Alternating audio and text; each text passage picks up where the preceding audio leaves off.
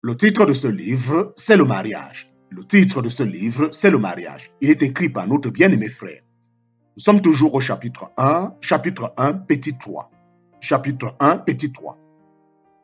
Cependant, dans certains pays, certaines familles ont besoin de beaucoup d'enfants dans l'espoir que ces derniers s'occupent des parents dans leur vieillesse. C'est pourquoi, répétons, c'est à chaque couple de trancher ces questions sur la procréation, de préférence ensemble, en fonction de leur propre situation, car de nombreux éléments peuvent entrer en jeu. Ces questions sur l'aide que nous devons apporter à notre femme ou à notre mari ou sur le sujet des enfants donnent matière à réflexion. Jusqu'alors, nous avons considéré la vision idéale du mariage, mais nous savons également que cet idéal est parfois difficile à atteindre dans nos vies couples au quotidien. C'est pourquoi, dans un prochain chapitre, nous considérerons les problèmes pouvant nuire au mariage et engendrant tension et tristesse. C'est pourquoi, dans un prochain chapitre, nous considérerons les problèmes pouvant nuire au mariage et engendrant tension et tristesse. Fin du chapitre 1 de ce livre, fin du chapitre 1 de ce livre. Nous sommes présentement à la fin de ce chapitre 1. Nous entrons dans le chapitre 2 de ce livre. Ce livre est écrit par le bien-aimé frère Lan Flander. Nous entrons présentement dans le chapitre 2. Je répète, nous entrons dans le chapitre 2 de ce livre. Le titre du chapitre 2, les problèmes de couple. Chapitre 2, les problèmes de couple. Chapitre 2, les problèmes de couple. Dans les deux premiers chapitres de la Genèse, le premier livre de la Bible, nous voyons à travers l'histoire d'Adam et Ève un mariage idéal. Malheureusement, aujourd'hui, beaucoup ont du mal à reproduire cet idéal favorisant l'épanouissement. Les familles sont souvent en but à des conflits, des abus de pouvoir et de l'infidélité. Pourquoi peut-on avoir quelquefois du mal à s'entendre avec sa femme ou son mari? Et quand cette mésentente commença-t-elle pour la première fois?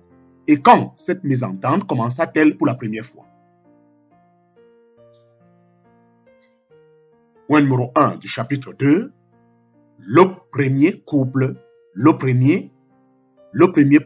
de couple.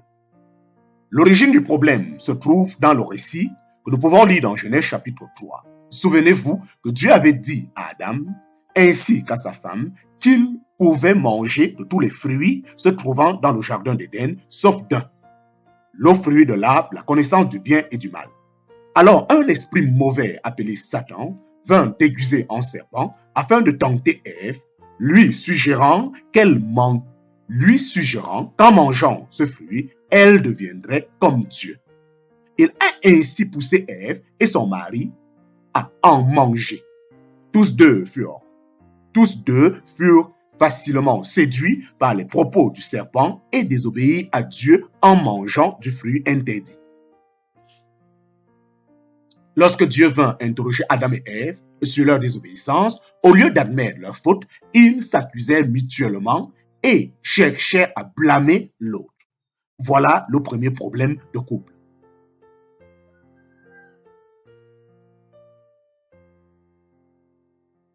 De même aujourd'hui, lorsqu'une difficulté survient au sein d'une famille, chacun a tendance à vouloir accuser l'autre, ne faisant qu'aggraver la situation au lieu de se remettre en question. Rappelons les paroles de Jésus. Pourquoi vois-tu les grains de suie dans l'œil de ton frère alors que tu ne remarques pas la poutre qui est dans le tien?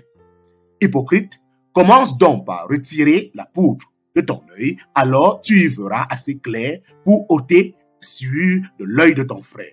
En parenthèse, Matthieu chapitre 7, versets 3 et 5. Les conséquences de la désobéissance d'Adam. Point numéro 2, les conséquences de la désobéissance d'Adam. La suite de l'histoire d'Adam et d'Ève est très importante. L'un et l'autre ayant désobéi à Dieu, le Seigneur s'est trouvé obligé de les punir et de les maudire. Or, cette malédiction pèse sur tous leurs descendants, c'est-à-dire sur l'humanité entière. Adam et Ève avaient tout, mais ils ont tellement perdu tout comme nous, à cause de leur désobéissance. Adam et Ève avaient tout, mais ils ont tellement perdu tout comme nous à cause de leur désobéissance. Alors, revenons à notre sujet, le mariage.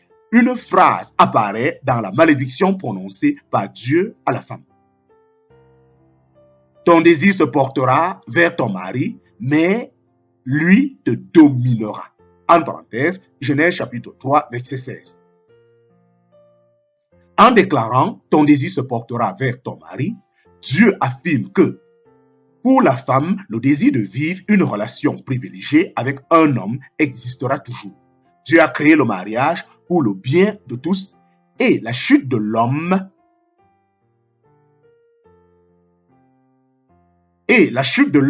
dans la désobéissance ne le remet pas en question. Le mariage existe toujours. Nous le constatons aujourd'hui, la plupart des personnes désirent vivre une relation couple et souhaitent y trouver de l'amour. Toutefois, Dieu affirme aussi que le mal est entré au sein de cette relation intime en y apportant le malheur et les conflits. Dieu dit, il te dominera. Le Seigneur envisage ici la réalité que nous constatons si souvent aujourd'hui.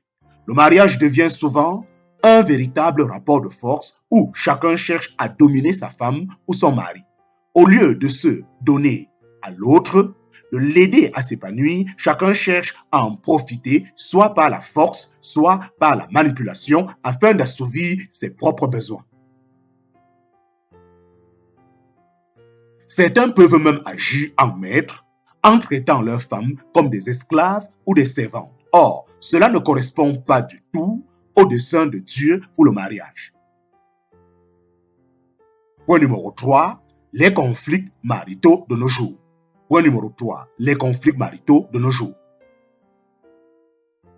Pour la plupart des problèmes de couple, il s'agit d'hommes dominant leurs femmes.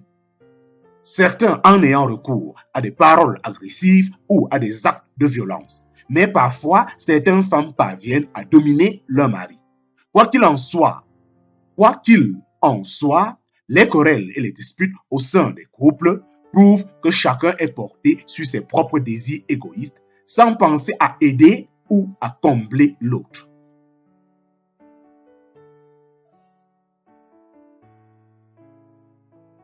Pour beaucoup, ce sont des réalités vécues au quotidien. Malheureusement, il est tellement facile aux hommes et aux femmes de faire du mal à celui ou à celle qu'ils devraient aimer le plus. Et tant de souffrances sont vécues, souvent en silence, par ces couples qui ne s'attendent plus. Et tant de souffrances sont vécues, souvent en silence, par ces couples qui ne s'entendent plus.